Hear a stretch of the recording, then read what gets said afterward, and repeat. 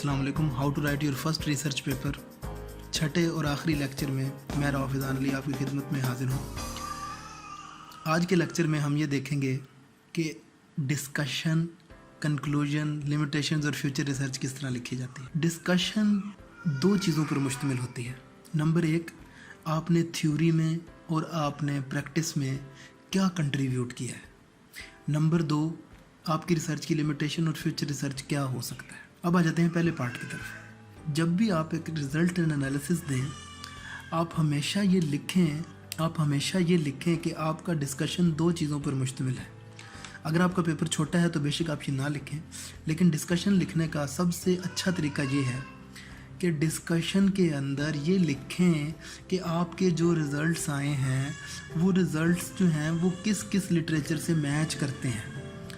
अगर आपके hypothesis accept हुए हैं तो वो किस वजह से एक्सेप्ट हुए हैं वो वजह लिखें और उस वजह का लिटरेचर सपोर्ट दें।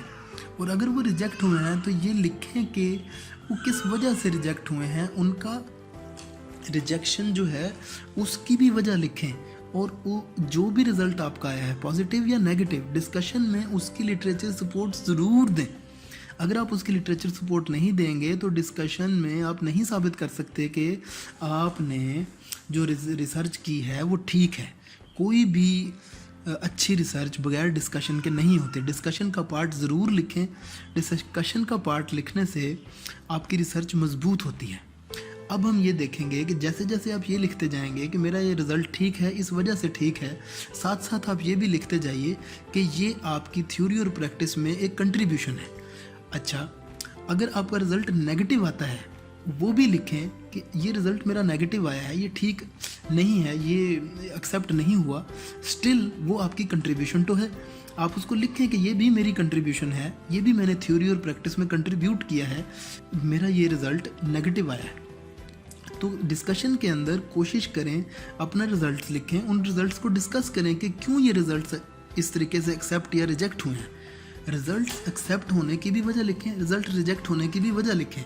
2, 3, 4 पैराग्राफ लिखें और अच्छे पैराग्राफ अपने रिज़ल्ट्स को लिखें कि जनाब मेरा ये हाइपोथेसिस है वो क्यों रिजेक्ट हुआ, ये मेरा हाइपोथेसिस जो है वो क्यों एक्सेप्ट हुआ, और एक्सेप्ट होने की रीज़न लिखें। उसके नीचे बताएं कि ये क्या, किस तरीके से ये एक्सेप्ट हुआ, इसकी क्या क्या रीज़न्स पॉसिबली हो सकती हैं, या रिजेक्ट हुआ तो क्या क्या रीज़न पॉसिबली हो सकती हैं। अब आ जाते हैं दूसरे पार्ट की तरफ, limitations and future research. Limitation और फ्यूचर रिसर्च लिखने के लिए ज़रूरी है कि आप लिमिटेशंस लिखें फिर उसका फ्यूचर रिसर्च लिखें। ऐसे नहीं है कि आप पहले अपनी 4 लिमिटेशन लिखें फिर 4 फ्यूचर रिसर्च लिख दें, ऐसे नहीं है। पहले आप ये लिखें, फ़र्ज़ करते हैं मैंने एक रिसर्च की और उसके अंदर सिर्फ़ और सिर्फ मैंने जो डाटा हासिल किया वो मैनेजर से हासिल किया, सिर्फ मैनेजर्स उस रिसर्च में इन्वॉल्व थे। तो अब ये मेरी स्टडी की एक लिमिटेशन है कि जी मैंने सिर्फ मैनेजर से डाटा इकट्ठा किया। अब मैंने ये लिमिटेशन लिखी, इसके साथ ही मैंने लिखना है 10 my future research is I will collect data from diverse data set in my future research. आप लिमिटेशन लिखें, साथ ही उसका फ्यूचर रिसर्च भी लिखें। Limitation future research, limitation future research. ऐसे नहीं करना कि पहला पैराग्राफ लिमिटेशंस पे लिख दें और नीचे वाला पैराग्राफ आप फ्यूचर रिसर्च पे लिख दें। रीडर को, जो पढ़ रहा है आपका पेपर, उसको ये समझ आनी चाहिए कि लिमिटेशन ये थी और इसकी फ्यूचर रिसर्च ये है।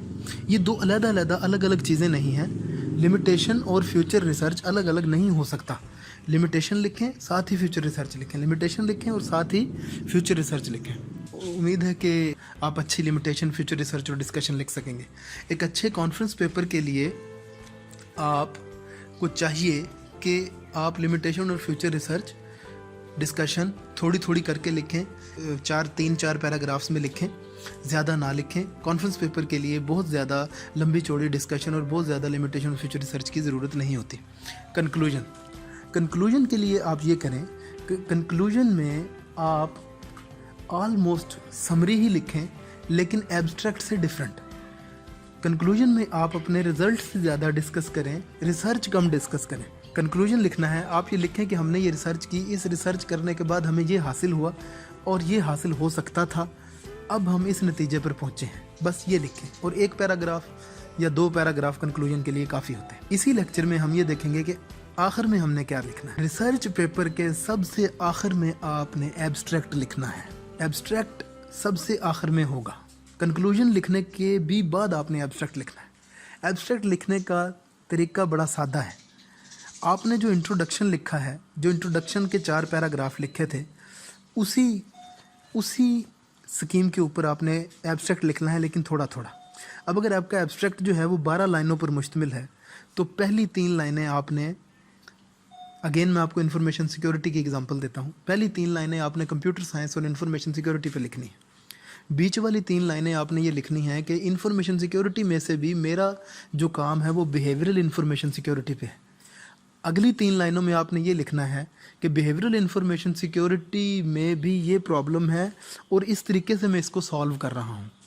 और अगली 3 लाइनों में आपने ये लिखना है कि इस रिसर्च का इम्पैक्ट दुनिया की रिसर्च पे क्या होगा, दुनिया पे क्या होगा। ये आपका एक अच्छा एब्स्ट्रैक्ट होगा।